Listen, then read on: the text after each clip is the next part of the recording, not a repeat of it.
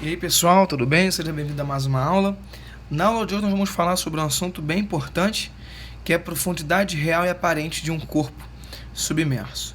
Bom, quando a gente tem um corpo submerso, a presença de dois ambientes na propagação da luz faz com que o observador tenha uma impressão de que o corpo está mais raso do que na verdade ele está. Eu vou começar com um exemplo bem comum. Eu vou colocar aqui como ar e água, tá bom? Ar e água aí vão ser os nossos meios. Eu tenho um submarino nesse ponto. Eu vou supor que o submarino está emitindo uma luz, tá?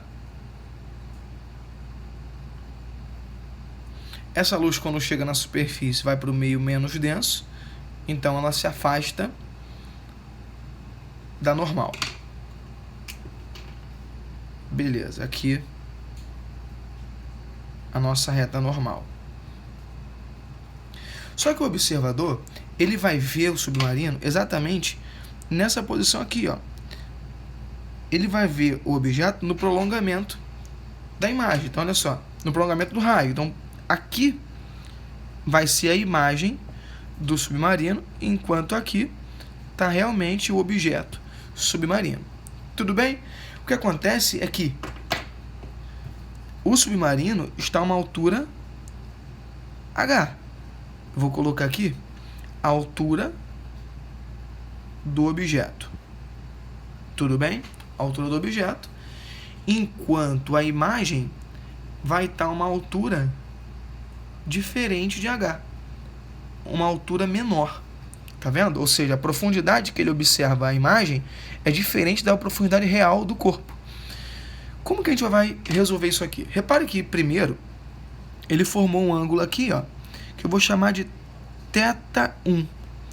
E aqui é o ângulo θ2. Tudo bem? O ângulo θ2 tá aqui, ó. Legal? Eu vou supor uma certa distância da reta normal que o submarino tem. Vou colocar aqui. Chamar essa distância de x. Vou colocar essa distância aqui também para a imagem. Uma distância x. Com isso, nós vamos ter dois triângulos. Olha, a gente vai ter um triângulo um pouco mais compridinho.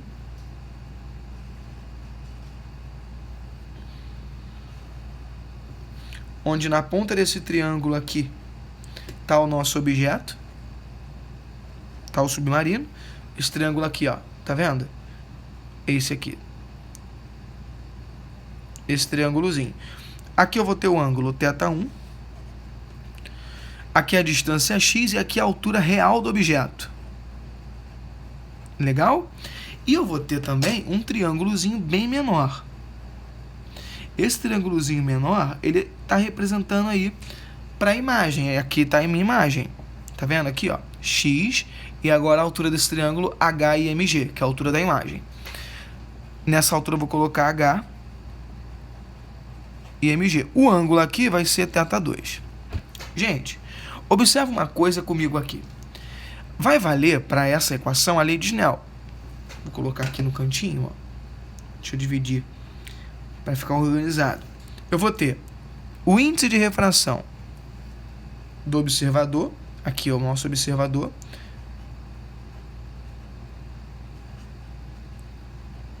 Que está olhando o submarino, tá bom? Então, eu tenho o índice de refração aqui de onde está o meu observador. Tenho o índice de refração do lugar onde está o nosso objeto também, que é o mesmo índice de refração de onde está a nossa imagem. Se vai valer a lei de Snell, vai ser o índice do observador vezes o seno de θ2 igual ao índice de onde está o nosso objeto vezes o seno de θ1. Tudo bem? Legal. Então, uma propriedade que eu tenho que dar para vocês aqui é o seguinte. Para ângulos muito pequenos, o seno de um ângulo é aproximadamente a tangente desse ângulo. Por exemplo, se você pegar 0,00001, a tangente de 0,00001 é aproximadamente o seno de 0,0001. Então, Para ângulos muito pequenos, o seno é aproximadamente tangente. Eu estou fazendo isso aqui para demonstrar para vocês. Então, olha só. A tangente disso aqui, a tangente de θ1, vai ser x, cateto oposto, sobre cateto adjacente, dividido pela altura do objeto. Enquanto a tangente de θ2 vai ser x, também aqui, ó, x dividido pelo cateto adjacente, tá vendo? Cateto oposto pelo adjacente, sobre a altura da imagem. Isso aqui é aproximadamente o valor dos senos. Então, isso aqui é aproximadamente o seno. Ou seja, o seno de θ1 é igual a x sobre a altura do objeto, altura real, enquanto a tangente do ângulo θ2, perdão, vou colocar aqui seno. Vou colocar seno. O seno do ângulo θ2 é igual a x sobre a altura da imagem.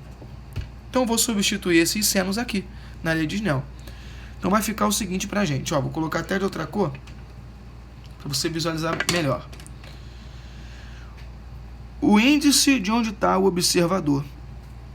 Seno de θ2, quanto que vai ser? Pô, o seno de θ2 aqui, ó, é x sobre a altura da imagem, vezes x sobre a altura da imagem. Vai ser igual a o índice onde está o observador, então, onde está o objeto, perdão, vezes o seno de θ1. O seno de θ1 vai ser x sobre a altura do objeto. Tudo bem? Então, vou cancelar o x. Eu vou ter o índice do observador dividido pela altura da imagem que o observador está vendo, que vai ser o índice do objeto dividido pela altura real que o objeto está. Tudo bem? Beleza? Então, essa aqui é a nossa relação. O índice do objeto, do observador, dividido pela altura real da imagem, igual ao índice do objeto, onde o objeto está, dividido pela altura real do objeto, tá bom? Essa altura da imagem aqui, ó, é a altura que ele está vendo. Na verdade, não é nem real. Falei real, não é a altura real, é a altura aparente, tá? A altura real do objeto e a altura aparente aí, a altura da imagem. Legal? Então, isso aqui mostra pra gente uma equação que nós podemos usar para determinar qual altura a gente está olhando, na verdade, aí um objeto submerso. Isso pra gente comprova alguns experimentos. Por exemplo, ó, quando a gente coloca uma moeda no fundo de uma... Colocar uma moedinha aqui, ó. Se você colocar uma moeda no fundo de um copo, a luz emitida pela moeda sofre um desvio. E olha o que acontece. A pessoa que está olhando lá de fora, ela vê a moeda numa profundidade menor. Então, aqui é a altura da imagem e a altura real do objeto. Tudo bem? É por isso que quando você coloca alguma coisa no fundo de um copo ou quando você olha alguma coisa no fundo da piscina, você tem a impressão de que ela está mais acima. A explicação disso é a refração. Tudo bem?